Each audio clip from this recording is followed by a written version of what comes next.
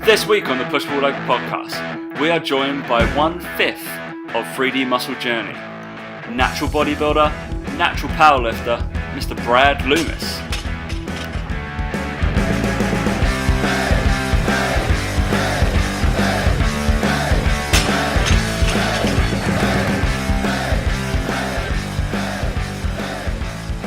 All right, 3, 2, 1. And we have no Daniel. Okay, welcome to the Push Pull Legs podcast, everybody. My name is Tom Hall, and I am flying kind of solo today.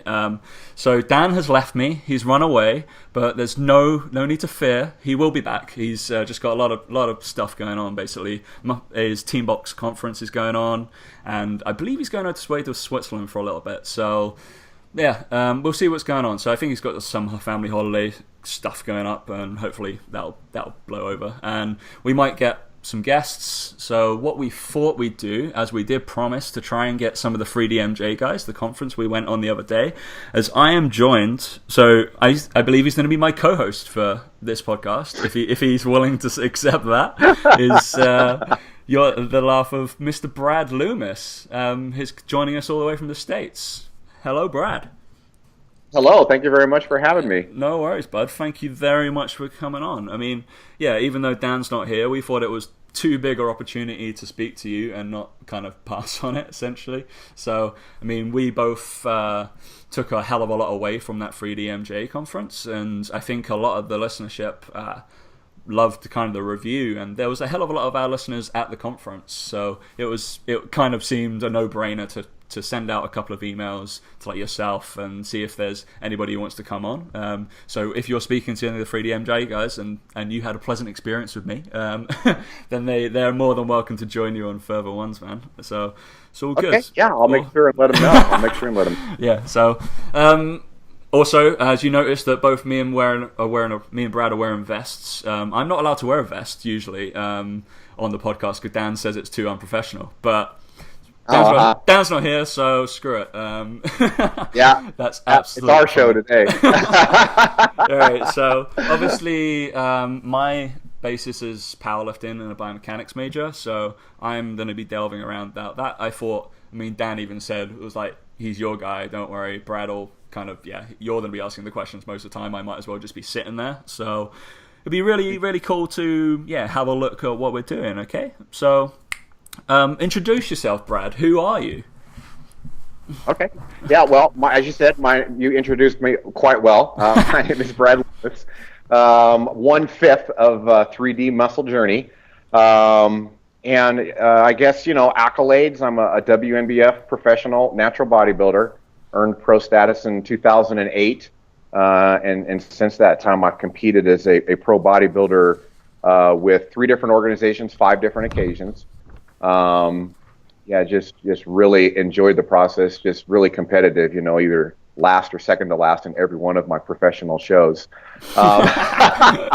Just goes to show you how competitive the pros are. Definitely. And then, yeah, started powerlifting, I guess, in 2000 and I want to say 9 or 10, I want to say. Okay. And since then have competed at Raw Nationals. That's our IPF league over here, USAPL Raw Nationals. Got the silver medal in the Masters. Kind of like they keep changing the powerlifting standards over here, so I'm kind of like in between Class 1 and Master right now. Yeah. So far it's 1275. And so yeah, I guess that's the competitive Brad. The personal Brad, I'm a father. I'm not a young guy. I'm going to be 45 this year. Cool. One kid, one son, 13 years old. He's a football player, American football, that is. Yeah, if anybody follows Brad on social media, he loves posting about his son. So. Proud of that boy. I'm proud of that boy. Married for 20 years. Yesterday was our 20-year anniversary. Congratulations. And yeah, thank you very much. Yeah, that's a big milestone in itself, yeah, right? Exactly. And then outside of that, I guess what would we call ourselves? Competition prep coaches. That's kind of my job, my trade. And then I do have a little part-time delving in healthcare. I run a CAT scan machine 2 days a week. Okay, cool. And that's kind of that's what pays our insurance over here. With a 13-year-old football player you've got to have health insurance. So yeah, I'd imagine so. Some of the stuff out there, yeah. Yeah. That's kind of me in a nutshell. Yeah, that's you, man. That's quality. So I think that gives a great kind of outline of what you do, what you've been doing. So very much geared around health, I'd say. So whether it be CAT scanning stuff or prep coaching, right? So a lot of is a lot of your stuff you do kind of online stuff, or is it kind of in person? Do you PT, or do you or is it mainly? Now it's pretty much all online. Yeah. I did about probably for a decade. I owned my own gym, my own fitness facility. Oh wow, cool. So yeah, I did do personal training, one-on-one with the client. Was fairly successful for quite a few years and used that as my sole source of income. But over here in the States, we had a really hard time, I guess, in the late 2000s economically. Yeah. And I ended up selling the gym in 2012. And then, I've taken this on full time now. And really, to be honest with you, as much as I loved owning a gym and doing one-on-one personal training, and still kind of miss it to a certain extent, this is certainly more than filled the void. Coaching apps, online. It's pretty much a dream, and especially now with powerlifting, I really love coaching powerlifters for the actual coaching aspect of it. I mean, there's sometimes when I literally feel like that coach on the sidelines, kind of relaying plays, into the offense and the defense. It's really a fun thing. That's cool, man. Yeah, I mean, I've recently just kind of made the step into the online world. So obviously the guys that listen to the podcast are more or less my clients as I'm coming through. But yeah, I'm still pretty much full-time fitness kind of. I'm a fitness educator really by real trade. So I work within a gym and educate. Basically all the personal trainers and all the fitness guys. So I talk about what I do. So it's all the kind of biomechanical analysis, all that kind of stuff is where I major. But yeah, I still take clients. I don't think I'll ever get away from the one-to-one thing. Do you think that's something you miss, or is it something that it's not too bad? It's not too bad. I mean, I do miss the interaction because, if you haven't picked up on it, I'm very extroverted. And I really enjoy talking with people. So I do kind of miss that aspect of it. But at the same time, what I don't miss is, with personal training, especially with general population type people, you're basically kind of teaching the same thing over and over and over and over again, because you're having to drill things like you're trying to teach somebody a deadlift, so you're having to drill hip hinge, hip hinge, and that's a challenge sometimes when people are posturally not very aware, and so I don't miss the actual teaching, of the lifts. And drilling things over and over and over again. I really don't miss that, but I do miss the personal interaction for sure. That's cool, yeah. So, history of bodybuilding. So, let's not waste any time. We've got you here. You've got a massive brain. We might as well use it. Definitely more kind of brain power than me and Dan usually put together. So, we might as well crack in. Different avenues, all it is, So, what we'll do... we've come up with some questions. Dan has sent us one in, which doesn't really fill the void, mate. So when you're listening back to this, Dan, you'll get our kind of distone towards your question. We might just not even do it, but yeah, it's cool. All right, so we'll discuss a rundown. We'll do a couple of topics. We'll get to know Brad a little bit. We'll dive into what he's really good at. What you presented at the 3DMJ conference was class, so I certainly took away a lot from it, but it was kind of like, that I love nerding out on that kind of stuff, and that's kind of why I was here. So the reason why I went to your conference, because I don't really do much in the way of nutrition, because I'm a strength and conditioning and biomechanics, so I've kind of like nutrition. It's all very nice, but I eat for what I want to eat. So I felt like I needed to actually upskill there. So that was the reason why I was there, and I thought anybody that was there should have taken a hell of a lot away from it. So we'll go over let's talk about it. So your topic, your slides were on dynamic training for contest prep. So contest prep within bodybuilding was the main outline. Hopefully I took that away correctly, because obviously everybody there was. So everybody there was obviously more. I found it quite funny because I wasn't really macro counting at that time, and everybody came with like Tupperware boxes, and I was kind of going, who are these people? I was like, I'm powerlifting. Do I need to do this? So it's very interesting. So if you wanna kind of elaborate on what you were talking about dynamic training, and we'll kind of bounce off each other through this. So, yeah, absolutely. You know what? With competition prep, especially for bodybuilding, the reason, and to be honest with you, it wasn't even me that came up with that title, dynamic training. That was actually Jeff that came up with that, and I loved it.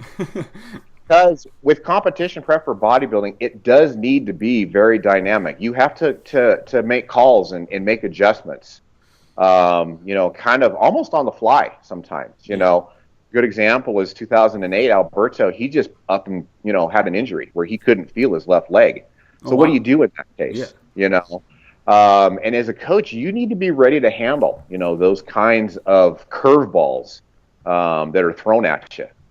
How are we gonna maneuver this? Obviously there's the worst of all of the adjustments, I guess you might say, is just pull the plug on the prep. But it doesn't have to be that way. It doesn't have to be that way.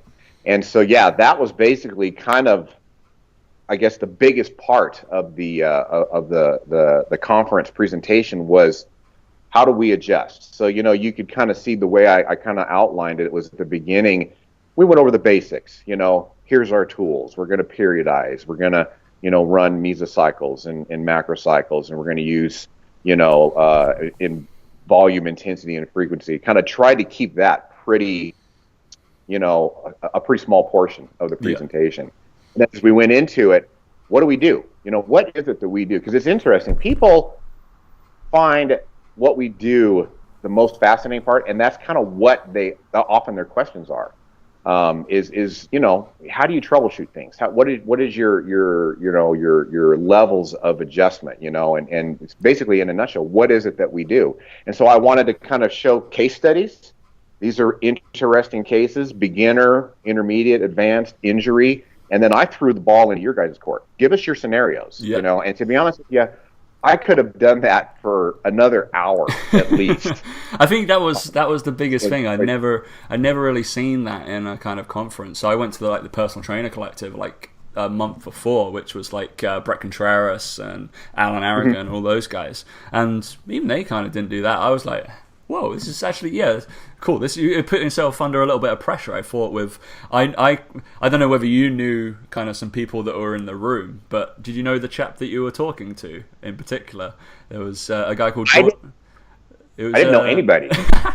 So there was a guy, I guess, because obviously from the States side, there's some different bigger names over here that we kind of follow. So there was a guy called Martin McDonald that was there who asked some questions, Derek, I think. But you were talking to a chap called Gordon Greenhorn who's got a decent following over here. But it was kind of blown away that even somebody, say even like me or you or kind of an expert like that, you were like his coach. You were giving advice, and that's how we drill home that we probably need coaching ourselves, right?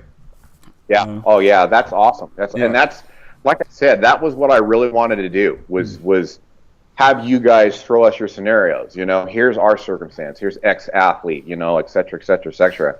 And here's how we would coach them. That really sends chills down my back to hear you say that. It was good. Beneficial.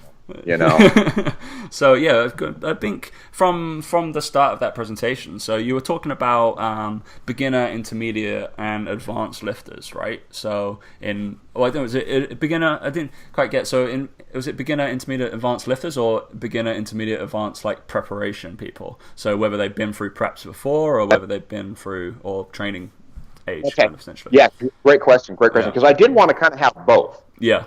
So we have this advanced trainer who's doing his second show. You know what I mean? So advanced, mixture, right? He's lifted for a long time. Yeah. But this is his second show, and then that's a good question, and that was kind of what I wanted to differentiate, was that this is an intermediate lifter, but kind of an advanced bodybuilder in that he's done multiple shows, sure. Which is very common. I mean, you'd be surprised how people will sometimes, they'll train for 2 years and think, I want to do a bodybuilding competition, because in their mind, 2 years is an eternity, and so that's really common when you have like a novice lifter want to do bodybuilding. Yeah, for sure. Because I think what you'd say, like 95% of the people who walk in the gym, aesthetically kind of minded, they wanna look better, and when they get on that bandwagon, they're like, yeah, I'm gonna flaunt it. Yeah, exactly. So that's kind of how it leads, I believe. But then you kind of take it more seriously, and all the bodybuilding stuff kind of kicks in. So you talked about. So let's outline what you were talking about. So beginner lifters. You were talking about block periodization. And so do you want to guess in programming? Do you want to give a brief outline what you kind of were discussing, kind of block periodization, if anybody doesn't really know what it is? Yeah, that's to be honest with you, there's lots of ways to progress. Yeah. But blocks for beginners is my favorite because it is so simple, very effective, and yet it's really motivating because you kind of like almost see your progress weekly. And so the way that I presented it at the conference was just, okay, we have a block where we fix loads. We have challenging loads, but not like really, really heavy. Okay. And we just fix those loads and we increase repetitions every week, And so an easy way to do it is sets of 4 for a week, the next week sets of 5, the next week sets of 6, and then we switch it. So like as we finish that block, and it kind of starts to get tough at the end of that block. So then the next block, we increase the loads, bring the repetitions down, and then simply add loads every week. And we do that for a block. Then deload. Start the next block over again the same way we started it, a little bit heavier, run it again. Yeah. And so it's a really simple model that is very, very motivating because you do actually see progress. You know what I mean? And it's perfect for a beginner because they're going to progress. Let's face it, they can do. If there's a wrong way to do it, they could do wrong, and it would work. But guys that have been in the gym for 10, 15, 20 years.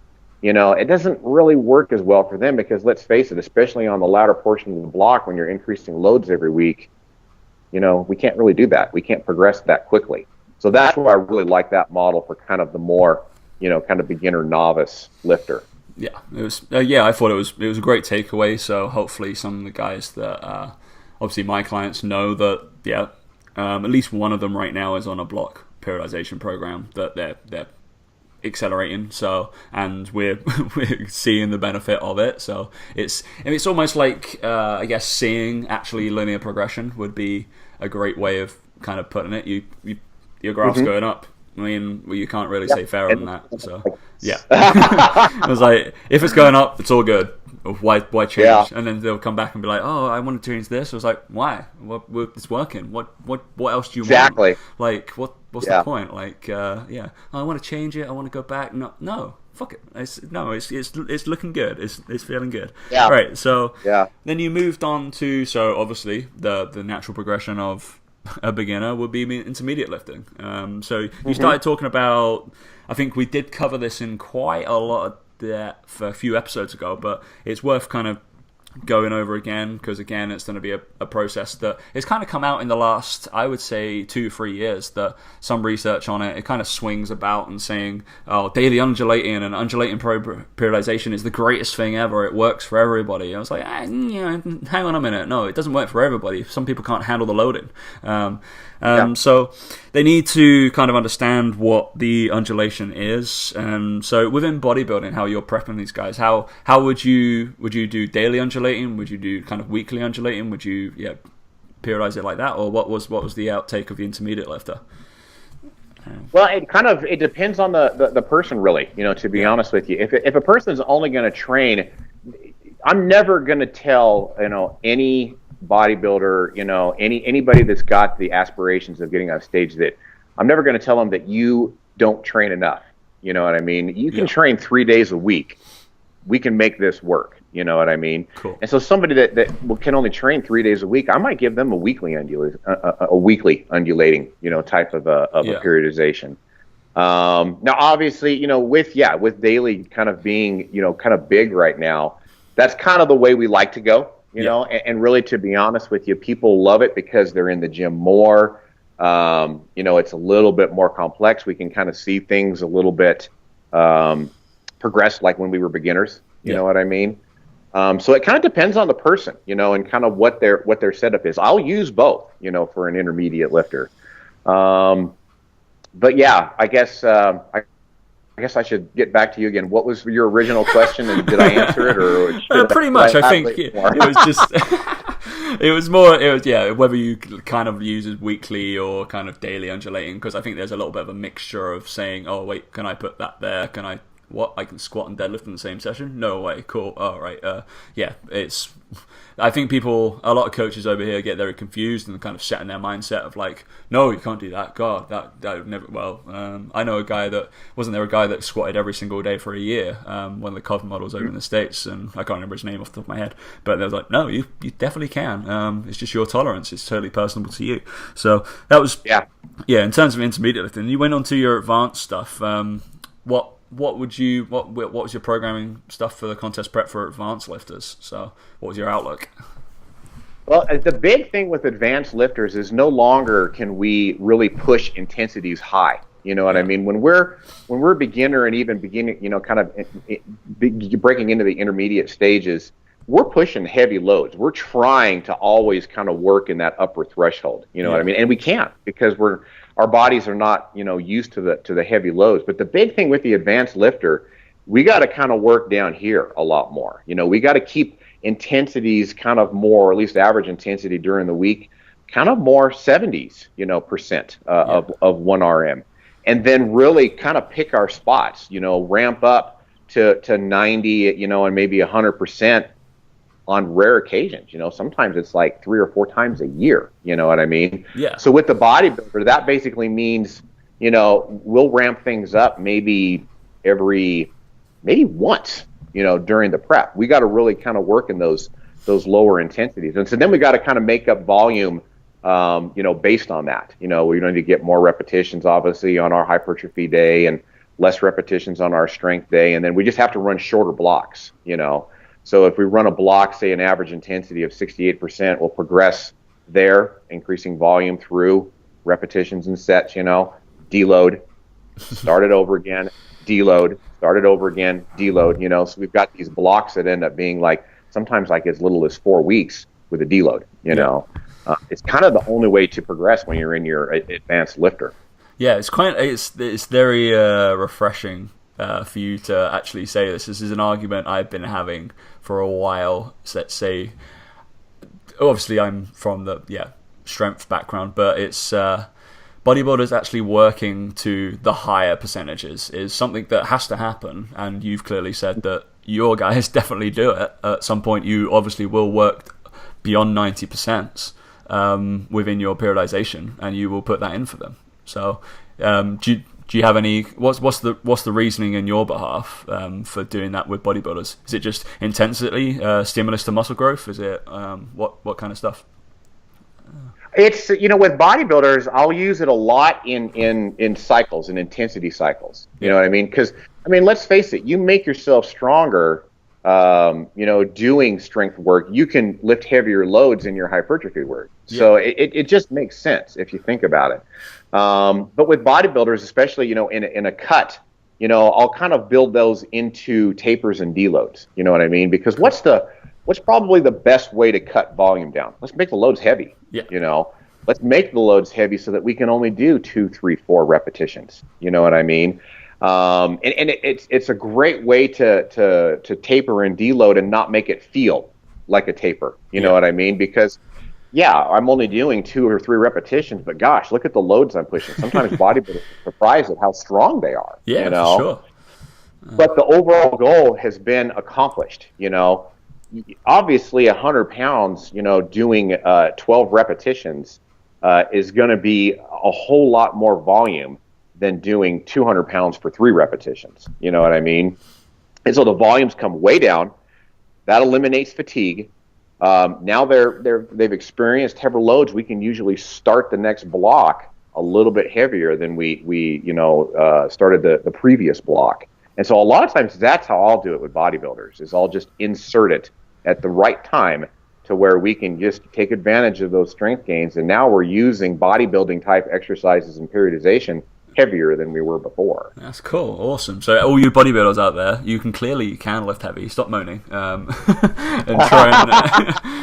try and lift heavy.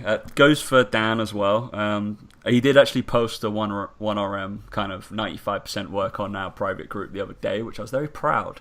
Yeah, obviously I'm in a cycle where I'm hitting AMRAP sets every week until next week, where I've got to do 102.5%, which I'm looking forward to. But so this week's 95% for as many as I can, which, to be honest, I'm smoked. Yeah, I'm feeling. I think I've got one more week at this kind of higher load, and then I need to chill.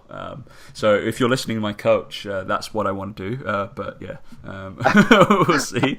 Obviously, he'll have to say on that what I do.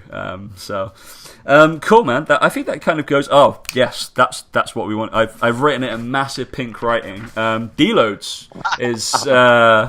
Definitely the thing that I really wanted to touch on with you, because it drilled it home quite a lot, and you were just like, so I'll paint the kind of picture of what we were feeling at the conference in terms of where Brad was talking to Gordon, who was Gordon Greenhorn, about his prep and how he was, I don't know how far away was, like 12 weeks or 18 weeks or something out. But then he was training, he was like, I feel like I plateaued, my calories are still in deficit or whatever, and then you kind of looked at him and were like, have you deloaded? And for an academic guy, and I was quite shocked that he was like, I haven't really felt like I needed it. You were just like, deload, dude. Just, chill. It's just like, and then you're like, how long? I was like, how long have you been training? How long you got to go out? He's like, you're about 18. 1, 2, 3. Why does it have to be a week? 10 days, 2 weeks. Just go until you feel ready. If you want to deload your diet, essentially come back up to maintenance. Bring that up. Basically, your glycogen levels will reset. Do that. You're not. It's 10 days. What is it? You're not going to lose your strength. You're not going to lose muscle tone. What you're that good. You've been doing this for that long. I think you'll be okay. Was kind of the outline of where I took from you. It was just like, you're not going to lose it in a week or 2 weeks. You're still there. Exactly. And then you're going to come back. You're going to feel like, oh my God, I'm going to attack the gym as hard as I can, essentially. So, what was your take on, obviously, what you were talking about in the conference, but your take on deloads professionally anyway, so, yourself. Yeah, my eyes have really been opened in the last couple of years when it comes to deloads and tapers. And you've probably felt this, being that you kind of like to do powerlifting. When you run a good structured deload at the end of a nice block of training where you've built up a lot of volume, you come to that day, that competition day, and all of that fatigue has been dropped off, but yet, your strength is still up here, Sure, your volumes come down a little bit, but your strength is not going to dive off. Your strength is going to stay high, but now we don't have that fatigue. And so you on that event, that powerlifting meet, that particular event, you feel literally like Superman. You're like an X-Men. You feel like you can just do anything. And the first time that I felt that, it was like a light bulb had turned on for me. I was like, wow, if I was to start over my training today, feeling like I am going to progress to whole new levels, whole new levels of volume, whole new levels of PRs, whole new level of gains, you know what I mean? And that was a really eye-opening experience. That was a huge eye-opening experience. And so I really started kind of like just investigating how other sports use tapers and deloads, like marathon runners, and things like that. And just kind of came to the realization that, especially for the advanced trainer, if you don't deload, you really can't progress, And with that gentleman that you mentioned, not only had he built up a lot of fatigue through training, but with bodybuilders, it's kind of ingrained into our life, you know what I mean? So it's not like other sports where we do a running session for 45 minutes or 3 hours or whatever, and then we go back to life and we eat and we do our jobs and et cetera, et cetera. With bodybuilding, it's like once we're done training, it continues on when we're in the kitchen. You know Yeah. what I mean? And so now we're having to prepare our food, and we're having to count our macros, and we're, starving to a certain extent. So now things bother us a little bit more than they used to, and that generates fatigue. You know what I mean? So then we're working, generating more and more and higher levels of fatigue until pretty soon fatigue just outweighs fitness. And so, for that particular gentleman right there, I could just almost visualize, because I am such a visual person and a numbers geek, I could almost visualize his fatigue being twice as high as his fitness. You know what I mean? And when that happens, you're not going to progress. In fact, really, you're going to almost get burned out and come to the point till you want to quit, which is the worst way that we can deload. Yeah, very much. So he needed to bring those fatigue levels down, and then get that Superman feeling, and then boom, now we can start the progression again, where we can actually realize all of this strength and this fitness that we've actually built up. Yeah. So I think one of the takeaways that I wrote on my notes was you fatigue from daily life. Not just the gym. You could even have an RPE scale for doing your clients' programs and how hard that actually felt and all that kind of stuff. You don't exert yourself from just all the kind of awful things that kind of happen around and all the amazing things, but they're still going to expend energy. That's the whole point of example is we bash on about it is our NEAT. If your NEAT is crazily high that day, that's just physical expenditure and also mental expenditure in your job. So deload from everything when you're deloading. It's not just from fitness. Maybe chill, take a step back, relax for a little. I guess that's the whole point of essentially a holiday, I hope. So that's where that's going to come in. Smart man. It's good. It really, it was it was great to kind of hear. So, cool. Shall we move on a little bit further? So we had a question from a Mr. Daniel Meek. I believe he's maybe he was my co-host for one time. So he wanted to know, and kind of his question to you was going to start to talk about something you find really interesting is reverse periodization, essentially, of programming. You can tell that we're slightly geeking out, guys. Essentially, I like programming, and Brad clearly does. It's something I pride myself I'm quite good at, hopefully. And then Brad clearly is a genius at it, so we might as well talk about this. I'm not so good with the bodybuilding prep because I don't really do, and that's not my focus. But what Dan was talking about is something we do in powerlifting is working back from a meet, and we kind of realize where we want to be, and we kind of work back from that. But we put it to you, Brad, that do you do that for a bodybuilding meet? Mm-hmm. Yeah, and that's a great question, actually, because when your experience is in strength and in powerlifting, that's exactly how we do it. We've got meet. So 1 week out from the meet, that'll be our peak week. Yeah. Before that, that'll be our taper. Before that, this will be our intensity block. Before that, this will be, and we just kind of count the weeks, and we say, okay, here's the weeks that we've got available. We're going to divvy this up into this portion, this portion, this portion, that. Yeah, and guys, if you play a sport as well, just a button, sorry, Brad. If you play a sport, that totally gears towards you as well. If you've got an event, athletics, whatever, rugby, you still work back from maybe your kind of biggest date of the calendar. Like the Olympics are just coming up. I have no doubt that their periodization has geared all the way towards that, and they've just had little events here and there. So, yeah. Exactly, yeah. But with bodybuilders, it's almost the exact opposite. You know what I mean? Okay. And not because it has to be, but it almost never goes perfectly according to plan. Yeah. You know what I mean? So, let's kind of talk about the worst of all the evils. We just start going.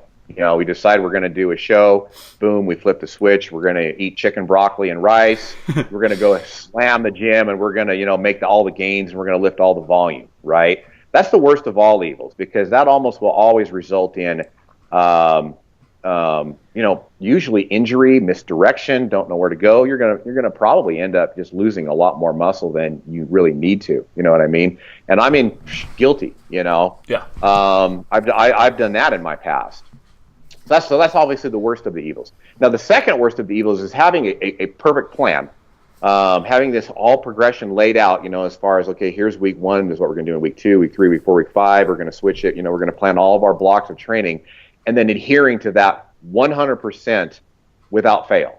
That's kind of the second of the worst of the evils. You know what I mean? Because with bodybuilding, kind of like we just alluded to, it's never going to go as planned. You know what I mean? Oh, I better plug my phone in. There's life is going to get in the way. We're going to get these curveballs thrown at us. So the way a lot of times that we will plan for our bodybuilders is we'll say, okay, here's our plan. And in a perfect world, you know, we're going to be able to stick to this, you know, to the letter, okay? But really, almost never does that end up being the case. And so we've got our plan, start week 1, week 2, week 3, week 4. We always have to call audibles. And this is kind of, by audibles, I mean, I guess I should probably elaborate. Audibles for the guys, not an American audience. When you decide to change the play. Yeah, so you got to play, you're ready to run it, you're looking at your defense, you call an audible, you say, this play is not going to work. We're going to change it right here, right now, real quick. Yeah, cool. Make an audible, you run. So when life throws a curveball at us, we have to call audibles. And that's why we entitled the entire the presentation Dynamic Training. Because, I mean, really, to be honest with you, of the hundreds of people that we've prepared for competition, I'll bet 2 have gone perfectly right according to plan. You know what I mean? Yeah. And so, yeah, we kind of start here. Week 1, week 2, week 3, everything's going great. Week 4, week 5, we're switching. We're going to the next block. Coach, I am dead. I cannot even drag myself to the gym right now. Okay. Usually, this is a very short-lived thing. It's kind of a normal response to dieting. When the body's starving, it doesn't like it. It does not like starving. And so what it does is it gives us signals. It says, okay, we're going to make you eat more food. We're going to make you drop your activity level. We're going to turn the energy switch off. We're going to turn the hunger switch on, and we're going to stay that way until you basically submit, okay? And when that happens, we can't just push through it. We've got to say, okay, you know what? We're going to do this. We're going to cap sets. We're going to deload. We're going to, you know, keep the same amount of repetitions. We're going to bring down the load, whatever the case might be, okay? Usually the body adapts. The body figures it out. It becomes a more efficient machine. We don't give in. We don't feed it. We stick to our diet periodization. The body says, fine, we'll figure it out. We're just going to go ahead and we're going to turn the energy switch back on. We're going to turn the hunger switch off. We're going to adapt. We're going to become more efficient. You start feeling better. Now we can go ahead and putting the volume back in. You can, you know, call another audible to say, okay, we're no longer going to cap sets. We're no longer going to bring loads down, et cetera, et cetera. We can get back to regular training. Yeah. And that's kind of a lot of times how bodybuilding prep goes. We've got this perfect plan, but we need to adjust when things like that happen. Yeah, totally. I mean, like, even stuff that, I guess it's kind of relating at the moment to myself, because so Dan, actually, he's a nutritional coach, so he's taken me through my nutrition for my meet I've got a powerlifting meet in November, and I've, over the last kind of 6 to 9 months, I've been eating very, very, very, let's say very, very freely, would be the way to kind of judge it, and yeah, I've got to come down what would be kind of 5-6 kilos, and kind of he's totally playing it by I assume he's got a plan, but it does feel like very kind of, when something's just plateaued, he's like, cool, chucking some cardio there. All right, coaching cue. Let's be a coach for a second. All right, you need to do this, and then take that away. All right, weight's coming off. Cool. Don't change. All good. Don't bother changing anything. Your training's working well. Everything's going up. Your weight's coming down. Everything's fine. So it's kind of, yeah, I totally get what you mean. Kind of, it sounds bad that we have to be a little bit reactive, but more or less that's what makes a good coach. Kind of knowing where to drive your ship, basically in that kind of direction to get to your goal. Of, it's like, yeah, instead of working back, you're kind of driving there, and you've got to overcome obstacles the whole way, right? So I think that's the way. I hope that kind of answered Dan's question in terms of his reverse periodization. But maybe it's something that maybe if there's any guinea pigs out there who promise that their prep will be absolutely perfect, we might do it. So it would be, that would be really hard to do though. So right, let's delve in a little bit, I guess personal, but kind of still competition. We're still we're a fitness podcast. I guess we have to keep around that. So powerlifting. So if anybody doesn't know, Brad is a dual athlete. He powerlifts, he bodybuilds. Hosty, he introduced himself. You already know that. I'm just kind of rambling. Okay, so powerlifting versus bodybuilding. I mean, it's kind of two worlds collide. Obviously, there's people who switch. There's people who... I think a lot of people have gone from bodybuilding into powerlifting, if we talk. I think that's generally the direction. Maybe because it's more fun. But yeah, that's generally the way that I start to see it. I've just cut out the middleman. I don't want to do bodybuilding. So yeah. So I'd like to get your opinion on... So I don't. Obviously, you've got a lot of clients that are all bodybuilders and powerlifters. I don't want you to change sides, but let's put you on the spot. Which side do you fall on? Are you a powerlifter? Are you a bodybuilder? Or are you going to be completely neutral and keep everybody happy? Well, I have to say that I'm probably truly a hybrid. You know what I mean? If you kind of think about the two extremes, we've got powerlifting on one side, we've got bodybuilder on the other.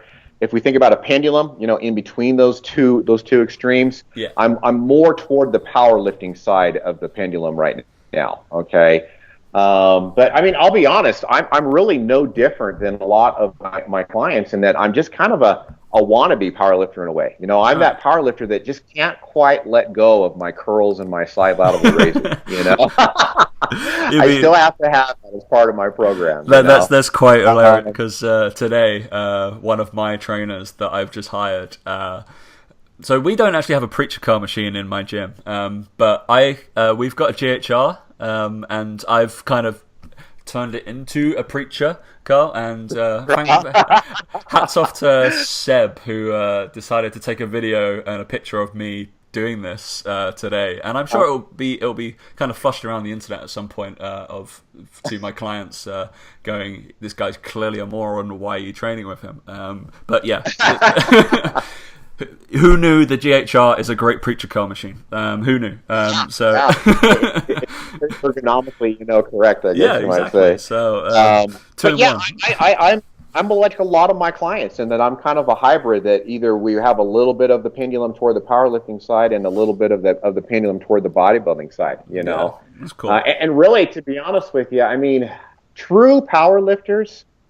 I'll be honest, I've probably done maybe a couple of people and prepped them all the way to the platform that are true powerlifters. Yeah. No bodybuilding really in their programs at all, And so, yeah, an athlete like that, we're going to focus a lot on strength. We're going to have a lot of the work is going to be the three big lifts. You know what I mean? Kind of DUP style.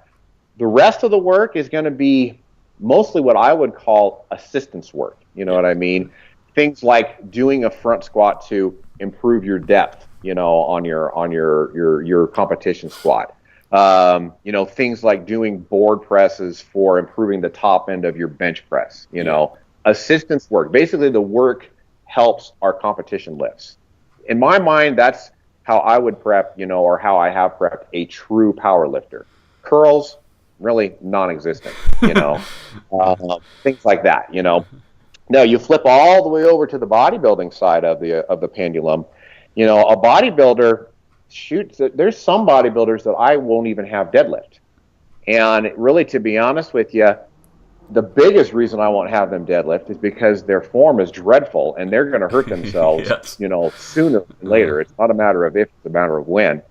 And so, I'll program things like RDLs, and we'll do that in a pretty light intensity, kind of an 8 to 12 repetition range, especially if they need to bring up hamstrings. You know what I mean? Yeah. So yeah, a bodybuilder, there's going to be lots of curls. There's going to be lots of RDLs, and the strength work that we're going to do will kind of be the stuff that they're good at. Maybe we'll do some bench pressing, for strength work. We'll do some squats for strength work, but we'll probably also do some of the more safe lifts in strength repetition ranges, like leg press, hack squat, machines like that. You know what I mean? And that will be kind of like how we set up a bodybuilder's program, is where, now we're kind of thinking more along the lines of 30-40% of the stuff is in strength and in actual powerlifting type movements. 60 to 70% of it is bodybuilding, where we're using higher repetition ranges and machines, and we're focused on, the volume and the pump. Who everybody should focus on the pump. It's a great feeling. Yeah, cool.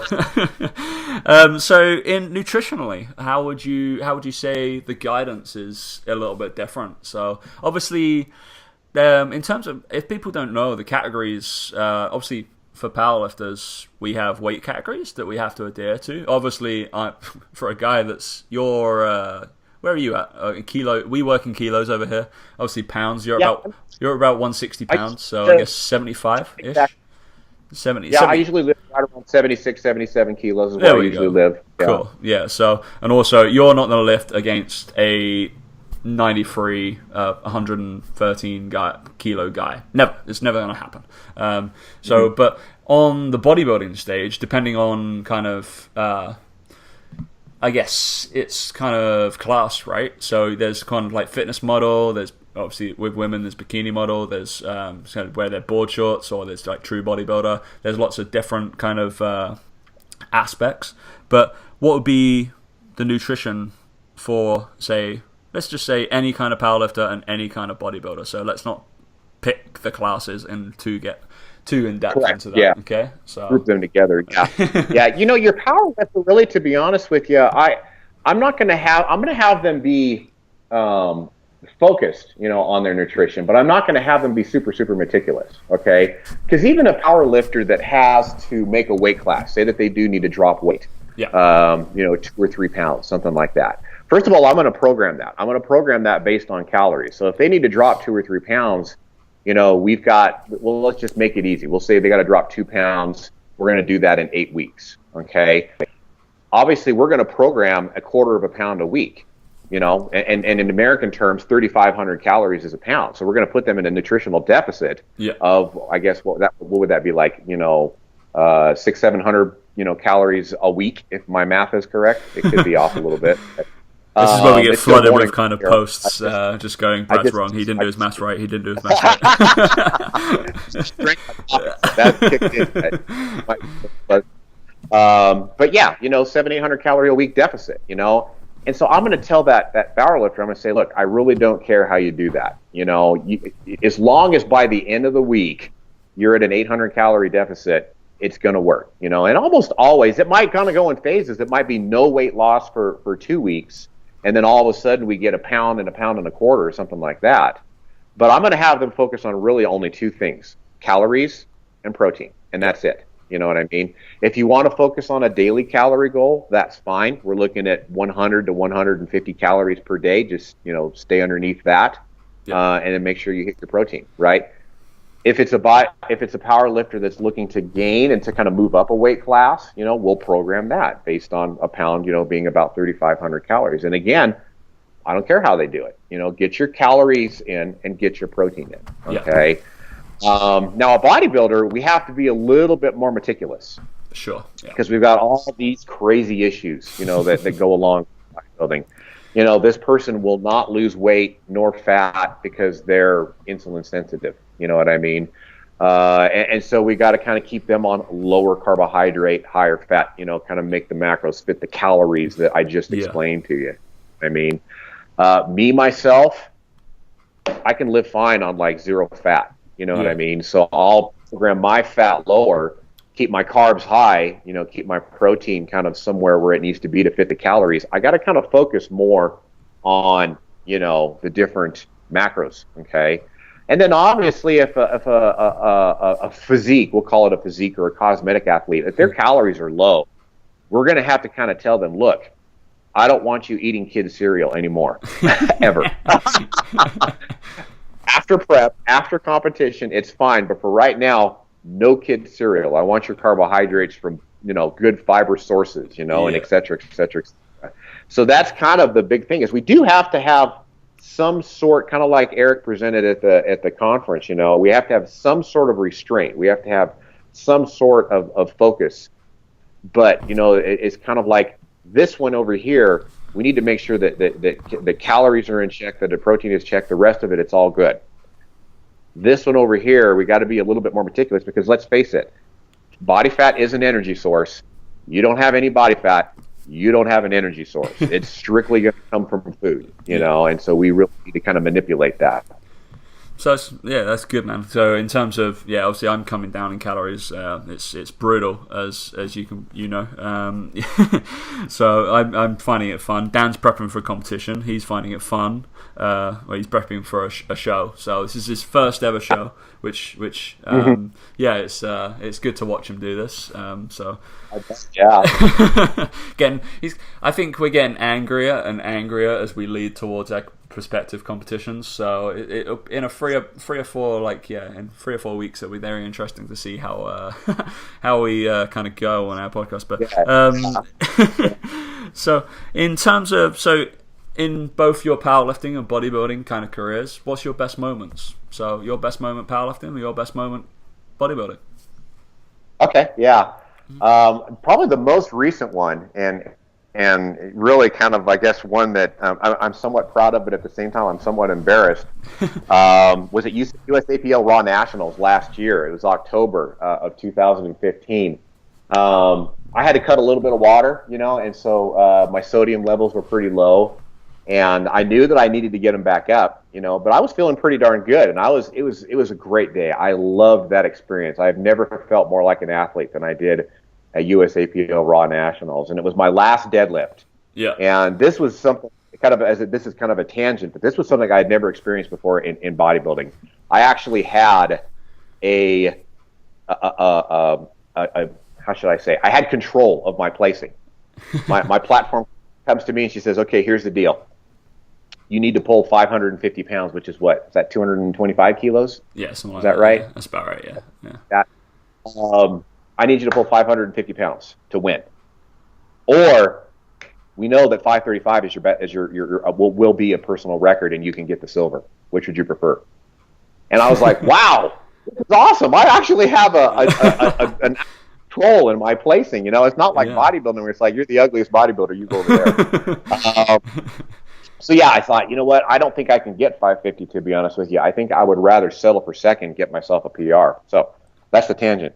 So we decided 535 pounds. I was going to go ahead and pull that. I got up there and made the lift really, really slow. I pull sumo, so as you know, it's just slow lift off that floor, and then boom, I got it right.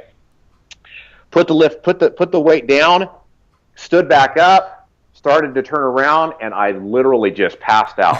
The lights went on. I went down in a heap. And I wake up, my platform coach is standing, I'm flat on my back. Platform coach is standing above me. One of the spotters is standing above me. He's trying to jiggle my liver belt off of me. I woke up, I was like, wow, did I get the lift? Literally passed out, cold to the world. And for those that might be interested, I've got a vlog on our 3DMJ YouTube channel. Yeah. Eric Helms was watching it streaming on bodybuilding.com, and he took little snapshots of me going down, and it was classic. I'm out. I am dead to the world. I'm like 1 foot out that way. What an epic way, though. Oh, amazing! Absolutely amazing. We're definitely I'm going to find that video, and then we'll put it on. We're going to put it on the Push Pull public page when we release this. And I can't remember which one it specifically was. I think it was either number 25, maybe, or something like that, of my 2015 vlog. But that's probably my proudest moment on the powerlifting platform. Really, to be honest with you, bodybuilding is such a screwy sport, and I think probably my proudest moment was the 2011 Natural Olympia. It was the PNBA Natural Olympia. It was in Reno, Nevada, so it was right in my backyard. That's actually where I'm at today, is in Reno, Nevada. And not so much because of how I placed, because I placed second to last. I think I placed 9th out of 10. But more so for the circumstances that kind of surrounded that show. I had actually my four best friends staying with me at home. And it was the last time before Eric left for Auckland, New Zealand, that Jeff, Alberto, myself, and Eric were all present at a show. I had my 3 coaches with me at that. And, of course, it just so happens that was the best Brad Loomis that we had ever seen on the bodybuilding stage. It was the best color, the best conditioning, the best size, the best peak. And so, I think to be honest with you, bodybuilding wise, that's probably one of my proudest moments. Was a 9th place finish out of 10 at the 2011 Natural Olympia. And yeah, like I said, more so, my son was there. My son was, I remember vividly at the time, I'd say 2011, he would have been like, what, that was 5 years ago, 4 years ago. So he would have been like something like 8, 9, 10 years old. I'm standing up there on stage because they did a little show, you know, and we're doing the pose down. My son's down on the floor, and he's got my camera, and he's taking pictures of me. Right below the stage, you know, laying down on the floor, taking pictures. That was a pretty memorable moment, too. So I'd say that was probably what I guess my proudest moment in bodybuilding, for sure. Strong, man. They both sound pretty epic. I hope, yeah, they're obviously going to stay with you bloody forever. So that's great. Everybody should have, their best. Always recall your best experience in any sport you do, because that's clearly the whole point is that's why we do this. That's why we're doing anything that we're kind of trying to make you guys better. That's why we do the podcast, and it's your kind of thing. So that's what we're all about, right? So all the good moments in the whole sport. There's gonna be some crap ones, we know that, but we live for the big ones, right? Let's remember those. All right. So there was just one kind of further, actually real question that I wanted to ask you was training age. It's something that I've digressed on, and it's something that obviously I can't really have much of a perspective on. I can have a perspective on training age of a young. Essentially, I'm still really a beginner to intermediate lifter. I might know a lot of the theory, I might be good at lifting, but I haven't really kind of scraped the surface in terms of where you are. So we discussed a little bit earlier about 18, 19 years of your training age. How would you say that, irrespective of whatever you were competing for at the time, how has your training kind of changed within kind of age? Has there been any difference as you've gotten older, or has it been any kind of, or has it kind of just been the same? Is it kind of mixed? Obviously, you've kind of had different sections of where you focused on bodybuilding, focused on powerlifting, but as a whole, have you had to kind of gear different programming, different kind of stuff, depending on age? I can't. This is literally, I can't say anything because I don't know. Yeah.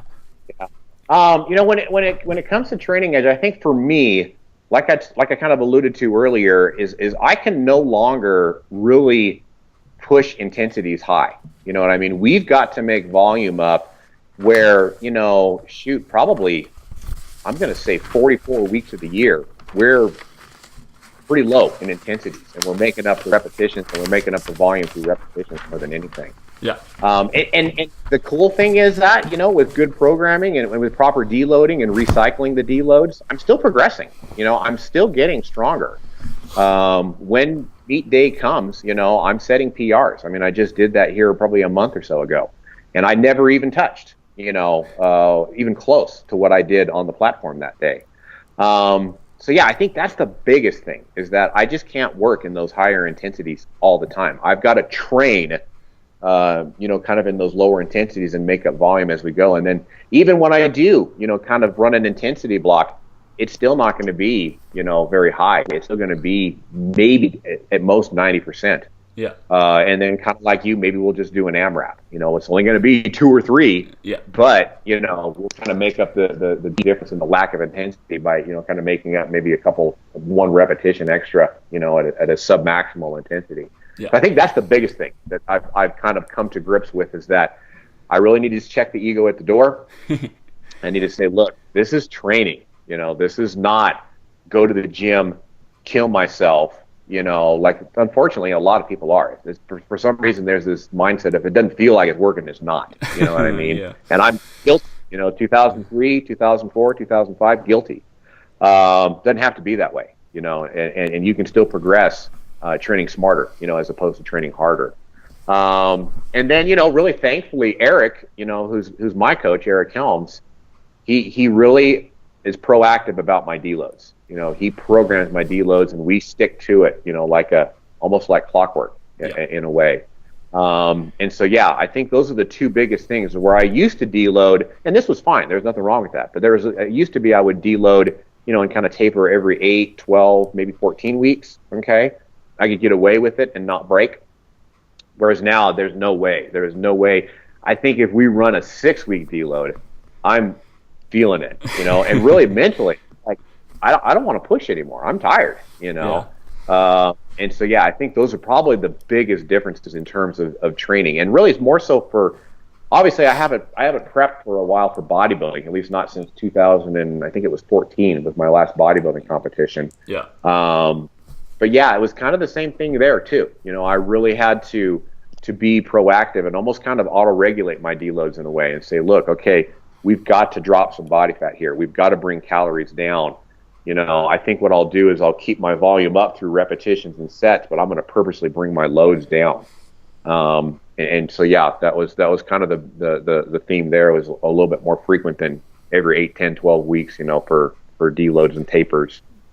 Yeah, I guess coming from the other angle of where my training age is actually relatively low compared to obviously yours, and I found that as a beginner, I know that me and Dan used to write our programs together when we were training together for about a year and a half. And I know as a beginner kind of lifter that I used to get smoked after 3-4 weeks, and I used to take a deload after every 3 to 4 weeks. Just if I'm either like running a basic 5-3-1 cycle, or I did like 2x4 by Brett Contreras and stuff like that, I was smoked after say 3, 4, 5 weeks. But now as I've kind of grown up with it, now even I'm kind of caught in that kind of intermediate lifting kind of spectrum, as where you could go for like 10, 12 weeks. That's I've just come out of a 12-week cycle and I deloaded after that. I felt still good after the 12 weeks. I set PRs. Obviously that worked. So it kind of, I can see from your experience then it might be kind of like I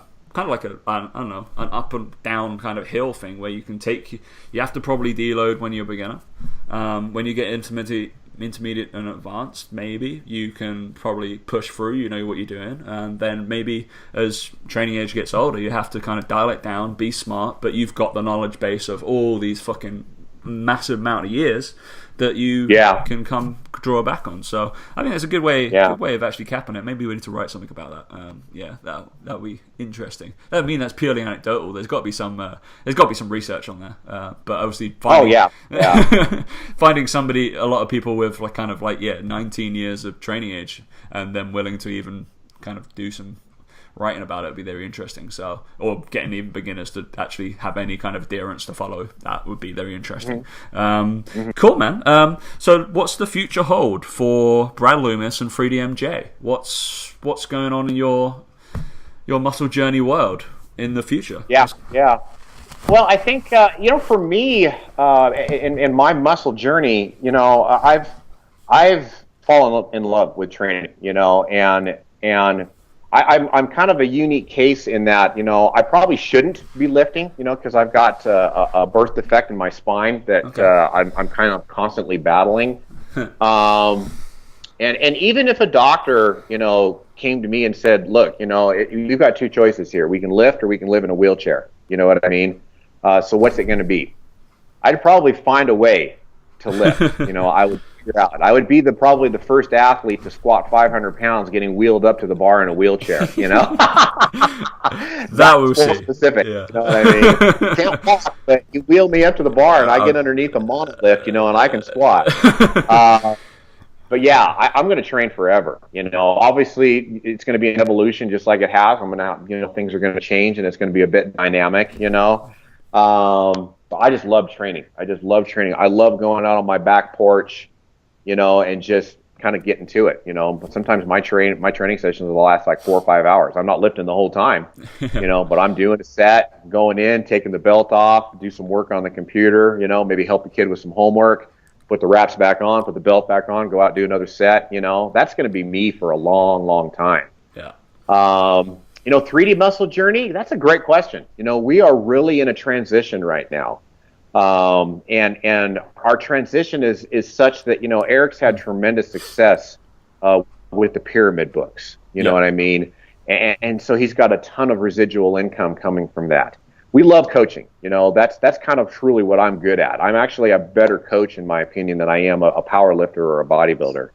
But I think that the trick is staying relevant in the sport as we're getting older, and still getting the income.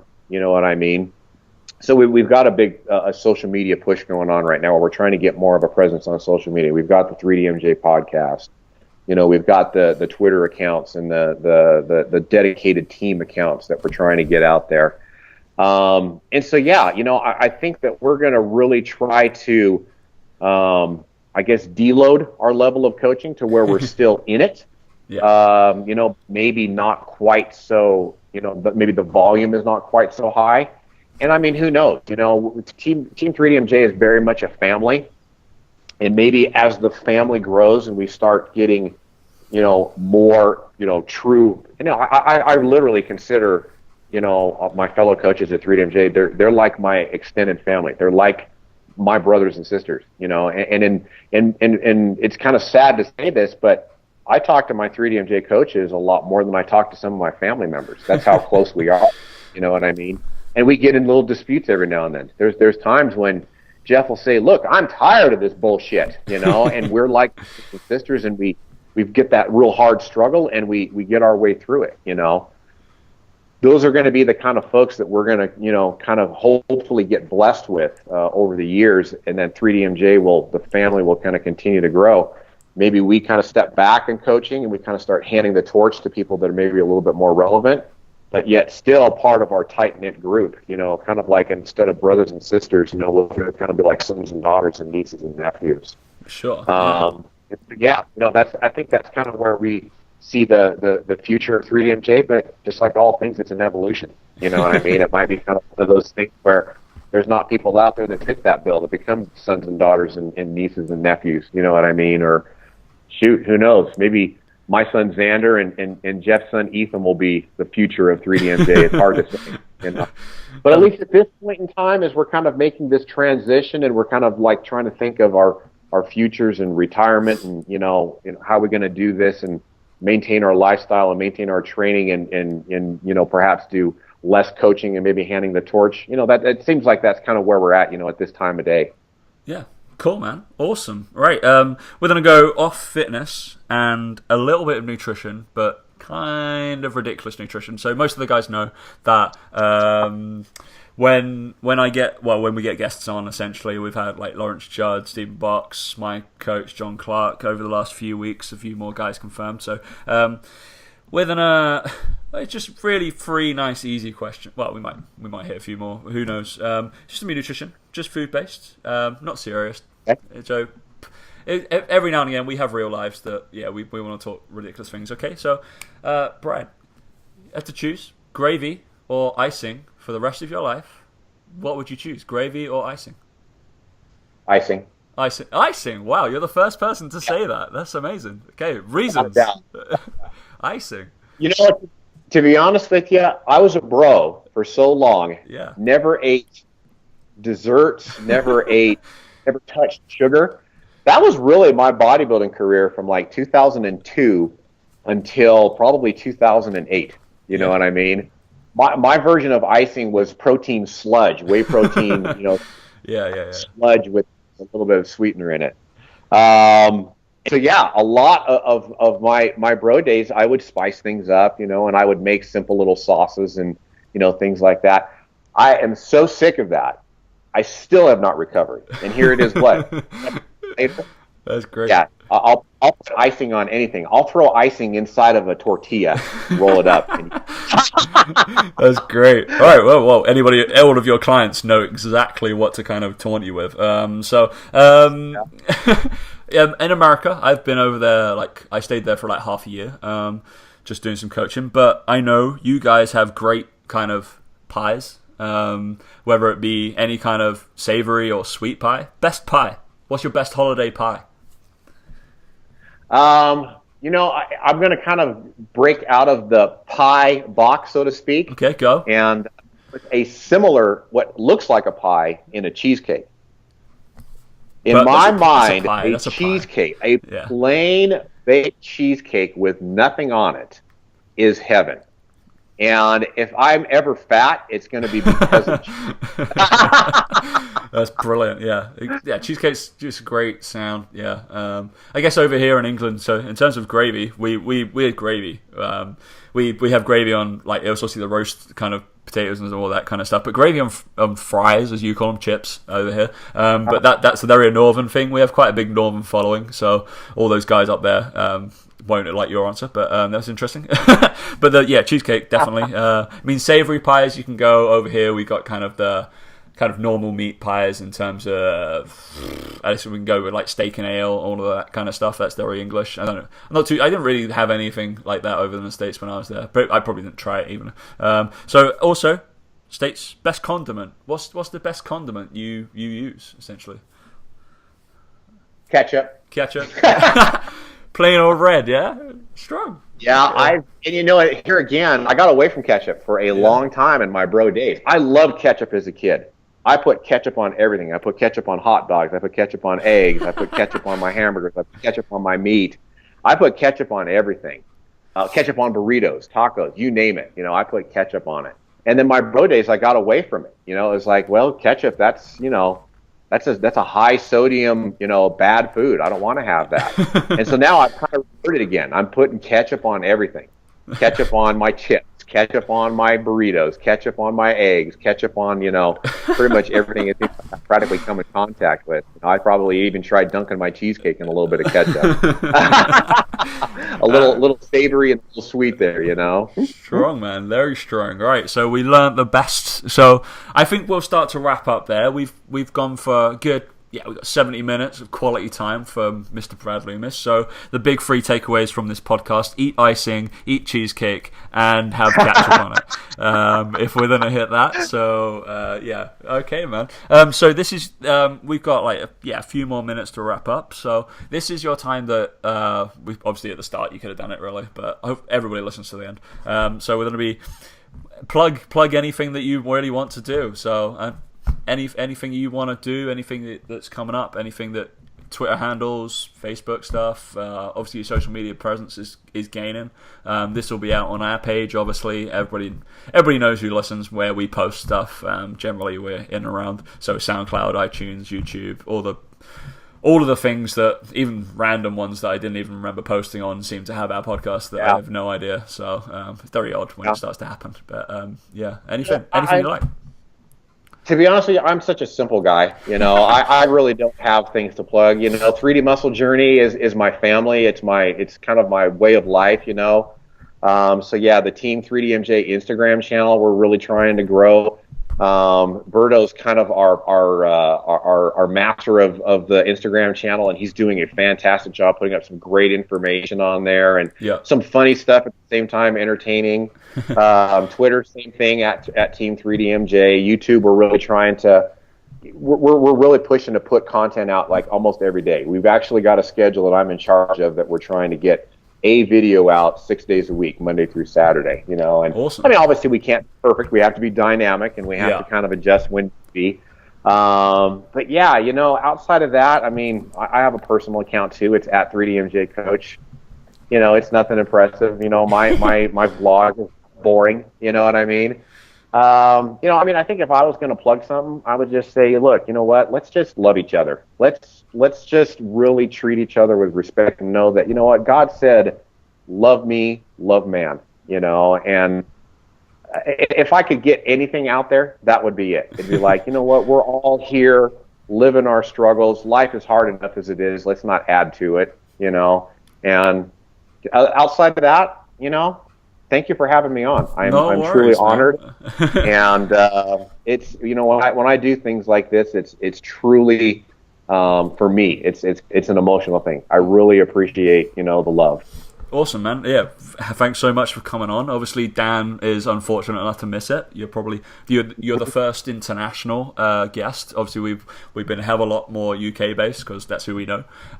So first international. So you're as a luxury, you're a bit exotic if you've ever been called that before. So we enjoyed you, man. All good. So obviously, everybody knows where to find us. If you listen to the podcast, you found us. So if you haven't left a review or a comment or anything like that on iTunes, we urge to go do it because that's the thing that actually pumps us up the charts. So obviously those guys at 3D Muscle Journey, go find their podcast on iTunes as well. Subscribe to that. So subscriptions, comments, ratings, those are all big thumbs up if you really like the show. Obviously, we're doing this for all of our audience and all of our followers or whatever who want to keep getting guys like Brad Loomis on, essentially. And if he's willing to come back at some point, he will certainly be very welcome. So I think we'll call it there, Brad.